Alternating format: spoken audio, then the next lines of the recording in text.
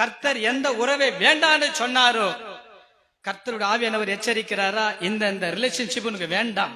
இந்த விக்கிரகம் வேண்டாம், உன் வீட்டுக்குள்ள இந்த விக்கிரகம் இருக்கக்கூடாது, உனக்குள்ள இது வேண்டாம், உன் வீட்டுல வேண்டாம், உனக்கு இந்த தொடர்பு வேண்டாம், உனக்கு இந்த காதல் வேண்டாம், இந்த பையன் இந்த பொண்ணு உனக்கு செட் ஆகாது, நமக்கும் இவங்களுக்கும் வேண்டாம், இதெல்லாம் ஒத்து வராது. கர்த்தருடைய ஊழியக்காரன் சொல்றானா, தாய் தகப்பன் சொல்றாங்கல்ல, கர்த்தருடைய ஆவியானவர் இருதயத்திலே பேசுறாரா, இருதயத்தை கடினப்படுத்த கூடாது, சத்தியத்திற்கு பயந்து சத்தியத்தை ஏற்றுக்கொள்ளணும். இல்லன்னா நீ தொடர்ந்து அந்த சத்தத்தை எல்லாம் உதாசீனப்படுத்தி, இந்த சத்தத்தை எல்லாம் நீ அலட்சியம் பண்ணி தொடர்ந்து உன் வாழ்க்கையை நீ ஓட்டிக்கொண்டே இருந்துன்னு வச்சுங்க, ஒரு நாள் அந்த ஸ்திரீகள், அந்த பாவம், அந்த கூடான் நட்பு, தேவையில்லாத உறவுகள்,